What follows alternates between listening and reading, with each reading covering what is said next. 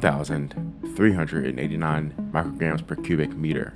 That number is the concentration of PM 2.5 that my kitchen hit on a random afternoon in May. Now, the EPA says anything above 250 is considered hazardous, and the number that I saw this afternoon is more like what you would see in a dense urban city during rush hour. And the thing that bothers me the most is that I don't know what happened.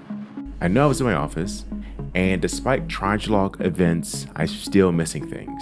And that context is what this video is really about. For the past 2 weeks, every 30 seconds, I have sensors that are just tracking the data of my house, measuring CO2, temperature, humidity, and even particulate matter. I've also logged over 100 events using an app that I developed to try to add more context to the data, and even then, I'm still missing events. However, what I found is that my house has a rhythm, and most of the rhythm is harmless, but maybe not everything. One of the key things that I'm measuring is particulate matter. And the EPA defines particulate matter as a term for a mixture of solid particles and liquid droplets found in the air. And here you can see the comparison of a particulate matter 2.5 versus a human hair. Human hair is about 70 micron, and PM 2.5 is 30 times smaller. And the risk that these small particles pose is that they can lodge themselves deep into the lungs, causing all sorts of problems with your pulmonary system. Now, the EPA uses a multi-tier scale, but anything less than 12 is considered good, and anything greater than 250 is considered hazardous. So I go back to that one value, 1,389. As you can see in this data, most days in the kitchen, the data is fine. We are well below the hazardous level. We do have a few spikes related to cooking, but then I know from looking at the data, it resolves fairly quickly, although here there seems to be quite a bit of accumulation and lingering in the results. But if you look at May 8, 9, and 10, as well as 12, 13, 14, 15, the air quality is actually really good. But on May 11th, we have this huge spike.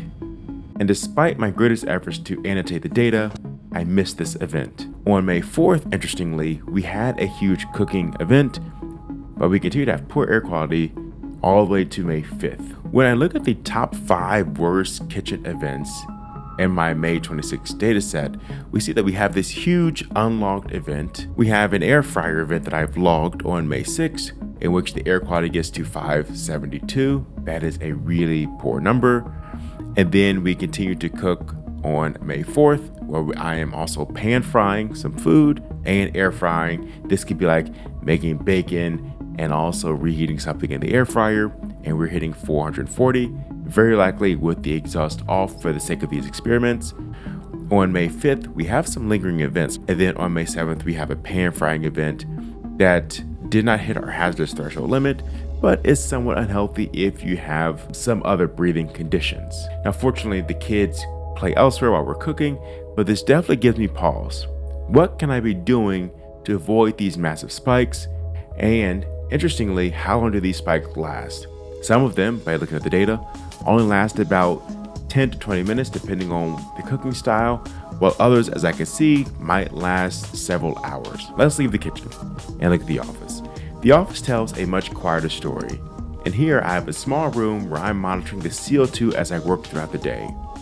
And as I noticed, and much to my surprise, many days I am going above the 1000 ppm threshold that is set for healthy air in my CO2.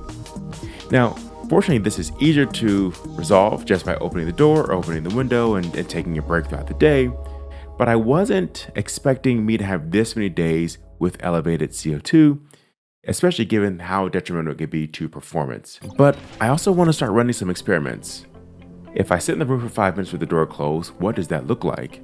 Versus if I jog in place, how different does the CO2 respond under those conditions? And lastly, let's take a quick look at humidity. I was monitoring the humidity as I take showers. So these showers are logged using an app, and you can see that most of our shower duration is around 20 minutes. Now, this isn't just 20 minutes taking a shower, but it takes quite a while for the water to heat up.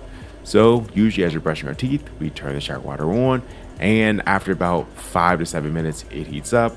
We get in the shower and then get out and turn the experiment off.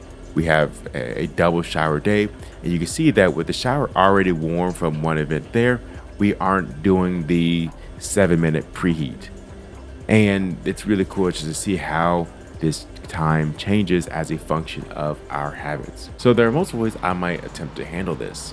One could be automatic feature detection or peak detection, and I get a message so I can immediately annotate an event as it's being detected. As well as looking at the other side of this, how can we mitigate some of these spikes, particularly in the kitchen?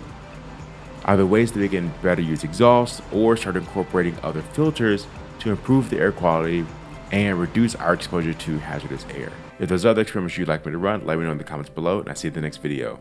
Peace.